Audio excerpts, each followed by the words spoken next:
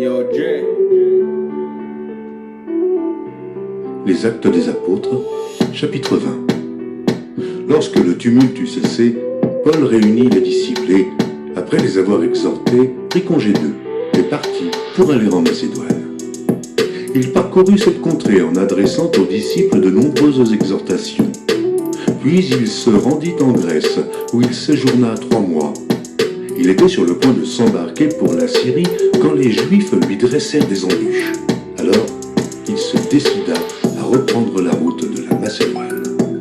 Il avait pour l'accompagner jusqu'en Asie Sopater de Bérée, fils de Pyrrhus, Aristarque et Second de Thessalonique, Gaius de Derbe, Timothée, ainsi que Tychique et Trophime, originaires d'Asie. Ceux-ci prirent les devants et nous attendirent à Troas.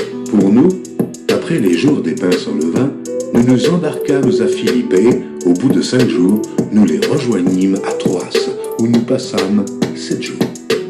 Le premier jour de la semaine, nous étions réunis pour rompre le pain. Paul, qui devait partir le lendemain, s'entretenait avec les disciples et il prolongea son discours jusqu'à minuit. Il y avait beaucoup de lampes dans la chambre haute où nous étions assemblés. Or, un jeune homme nommé Eutychus, qui était assis sur la fenêtre, s'endormit profondément pendant le long discours de Paul.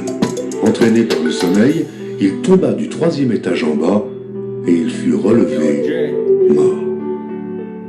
Mais Paul, étant descendu, se pencha sur lui et le prit dans ses bras en disant « Ne vous troublez pas, car son âme est en lui. » Quand il fut remonté, il rompit le pain et mangea, et il parla longtemps encore jusqu'au jour, après quoi il partit. Le jeune homme fut ramené vivant, et ce fut le sujet d'une grande consolation. Pour nous, nous précédâmes Paul sur le navire, et nous fîmes voile pour Assos, où nous avions convenu de le reprendre, parce qu'il devait faire la route à pied. Lorsqu'il nous eut rejoint à Assos, nous le prîmes à bord, et nous allâmes à Mytilène. De là, continuant par mer, nous arrivâmes le lendemain vis-à-vis de Chios. Le jour suivant, nous cinglâmes vers Samos, et le jour d'après, nous vîmes à Milet. Paul avait résolu de passer devant Éphèse sans s'y arrêter, afin de ne pas perdre de temps en Asie, car il se hâtait pour se trouver, si cela lui était possible, à Jérusalem le jour de la Pentecôte. Cependant, de Milet, Paul envoya chercher à Éphèse les anciens de l'Église.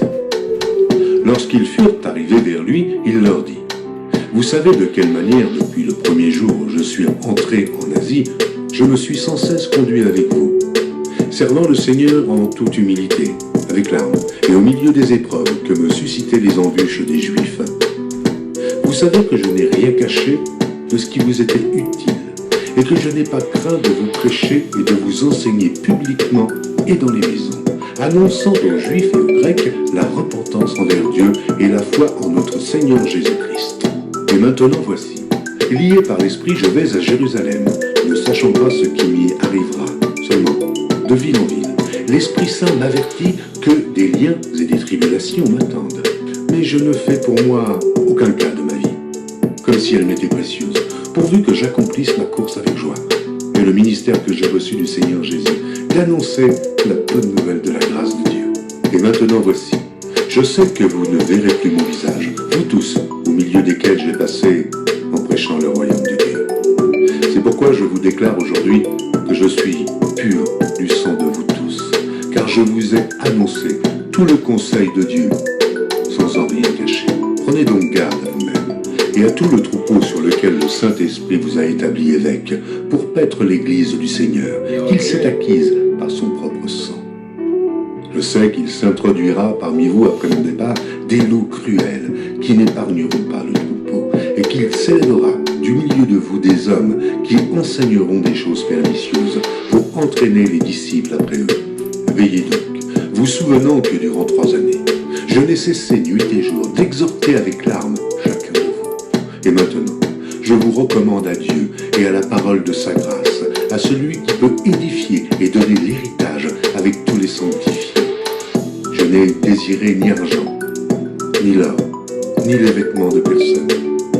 Vous savez vous-même que ces mains ont pourvu à mes besoins et à ceux des personnes qui étaient avec moi. Je vous ai montré de toute manière que c'est en travaillant ainsi qu'il faut soutenir les faibles et se rappeler les paroles du Seigneur qui a dit lui-même « Il y a plus de bonheur à donner qu'à recevoir ». Après avoir ainsi parlé, il se mit à genoux et il pria avec eux tous. Et tous fondirent en larmes et, se jetant au cou de Paul, il l'embrassait, affligé surtout de ce qu'il avait dit. Il ne verrait plus son visage. Et ils l'accompagnèrent jusqu'au navire.